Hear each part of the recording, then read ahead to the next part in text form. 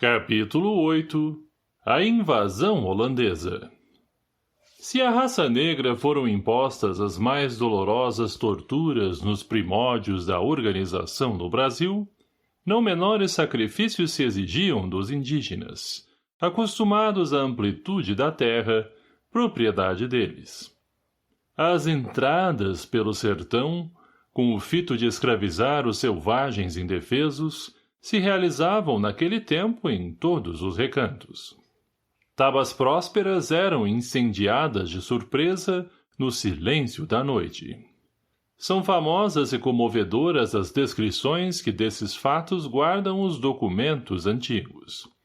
Somente de uma vez, uma caravana de portugueses capturou mais de 7.000 homens válidos, mulheres, velhos e crianças. E, quando os mamelucos guiadores não convenciam os naturais de que deviam acompanhá-los às cidades mais próximas, para que as caçadas humanas se verificassem com pleno êxito, as cenas de selvageria anodoavam a floresta virgem, enchendo de pavor os caminhos atapetados de cadáveres e de sangue coagulado. Como represália a tantas crueldades, os tamoios nunca se harmonizaram com os portugueses. Desde o princípio da ação destes, foram seus declarados inimigos. No seio dessas lutas devastadoras, em que venciam a maior parte das vezes as criminosas astúcias dos colonos, eram os padres piedosos os que mais sofriam, experimentando a angústia de se verem desprezados pelos seus próprios companheiros da raça branca, nos sertões ínvios e hostis. A alma simples dos naturais se mostrava maleável aos seus ensinamentos. Aos seus apelos, aproximavam-se dos núcleos de civilização. Aldeavam-se para uma vida ordeira que os colonizadores destruíam com as suas taras infames e seculares. Anchieta e quase todos os outros missionários das selvas brasileiras sustentaram demoradas lutas, defendendo os indígenas fraternos. A verdade, porém, é que, embora esfacelassem os púlpitos na pregação da piedade cristã, suas vozes se perdiam na imensidade do céu, sem que seus irmãos da terra as escutassem, com a ideia generosa de lhes praticar os carinhosos ensinos. Os primeiros brancos que aportaram à América do Sul, na sua generalidade, não tinham em conta a existência da lei nas extensas florestas do Novo Mundo. Os portugueses prosseguiam, incessantemente, na faina ingrata de descer os índios. Regressando ao além, os primeiros missionários da caravana luminosa de Ismael pedem a sua colaboração misericordiosa, para que semelhante situação se modifique. Mas o grande apóstolo de Jesus explica: Irmãos, não podemos tolher a liberdade dos nossos semelhantes.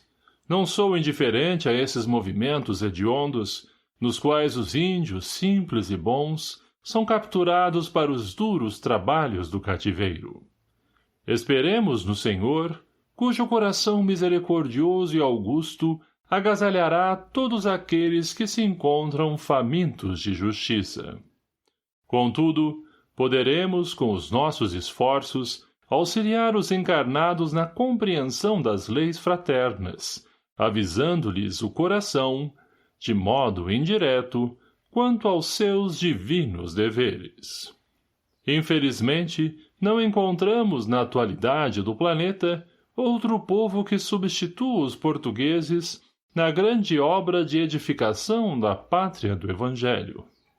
Todas as demais nações, como o próprio Portugal, se encontram presas da cobiça, da inveja e da ambição.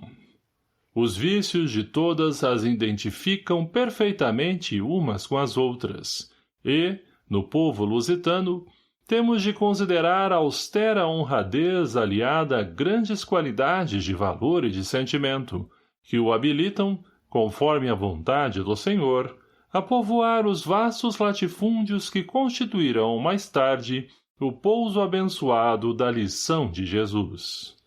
Colonizadores desalmados estão em todos os países dos tempos modernos, que não reconhecem outro direito a não ser o da força desumana e impiedosa. Recorrendo, pois, às possibilidades ao nosso alcance, buscaremos na Europa um príncipe liberal, trabalhador e justo, que não esteja subordinado à política romana, a fim de caracterizar a nossa ação indireta. Traremos a sua personalidade de administrador para a parte mais flagelada da nova pátria, a fim de que seus exemplos possam servir aos que se encontram na direção das atividades sociais e políticas da colônia e beneficiem, de maneira geral, a nação inteira. Ele virá na qualidade de invasor, porquanto não encontramos outros recursos para a adoção de providências dessa natureza. Mas a sua permanência no Brasil será curta e eventual, apenas durante os anos necessários a que suas lições sejam prodigalizadas aos administradores da nova terra. Preliminarmente, porém, devemos considerar que os seus companheiros não serão melhores que os portugueses, no sentido da educação espiritual. A época é de profundo atraso de quase todos os indivíduos, e é para expelir essas trevas da consciência do mundo que nos teremos de sacrificar nas atmosferas próximas da terra, trabalhando pela vitória do Senhor em todos os corações. Os fatos se verificaram, consoante as afirmações do iluminado preposto de Jesus. Em 1624, a pretexto de sua guerra com a Espanha, os holandeses tomavam de assalto a Bahia, sob o comando de Johan van Dort. Importa notar que as cenas dolorosas e lastimáveis, decorrentes da invasão, não foram organizadas pelas abnegadas falanges do mundo invisível. As causas profundas desses fatos residiam no estado evolutivo da época. Os morticínios nas praças incendiadas e destruídas se verificavam todos os dias entre inevitáveis atritos das raças chamadas a povoar aqueles recantos desconhecidos. Em 1637, entrava em Pernambuco o general holandês João Maurício, príncipe de Nassau. Inumeráveis benefícios e imensos frutos produziu a sua administração no norte do Brasil, que foi sempre a zona mais sacrificada do país. O Recife se ostenta, diante da Europa, como uma das mais belas cidades da América do Sul. Olinda é reedificada. Uma assembleia de mecânicos, de pintores, de arquitetos e artistas acompanha o príncipe de Nassau, enchendo a sua cidade de singulares esplendores. Mas o espírito construtivo do administrador holandês não se cristaliza nas expressões materiais da sua cidade predileta. O amor e o respeito que vota a liberdade fazem-no venerado de todos os brasileiros e portugueses de Pernambuco, cujas terras, naquela época, desciam até a região do Paracatu, em Minas Gerais. Todos os escravos que procuram abrigo à sombra da sua bandeira de tolerância, ele os declara livres para sempre, e os índios encontram no seu coração o apoio de um nobre e leal amigo. Maurício de Nassau estabelece a liberdade religiosa e administra Pernambuco, inaugurando aí a primeira liberal democracia nas terras americanas, tais a justiça e a liberdade com que se ouve em seu governo.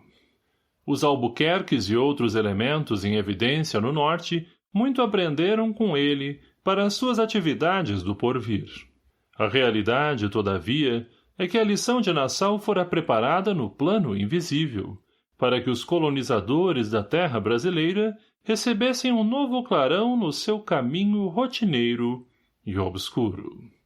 Em socorro da nossa afirmativa, podemos invocar o testemunho da própria história, porque, terminado o tempo necessário à sua administração no Brasil, o grande príncipe holandês regressava à pátria, por imposição dos espíritos avarentos, que militavam nessa época da Companhia das Índias, na política holandesa, sem que encontrassem substituto para sua obra na América.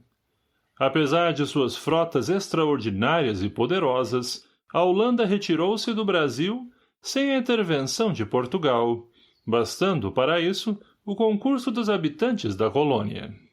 Quando a questão ficou definitivamente resolvida na corte de Haia, em 1661, os holandeses, embora sua soberania marítima perdurasse até então, em troca dos seus imensos trabalhos no norte do Brasil e dos milhões de florins aí abandonados, apenas receberam, a título de indenização, a importância de 5 milhões de cruzados.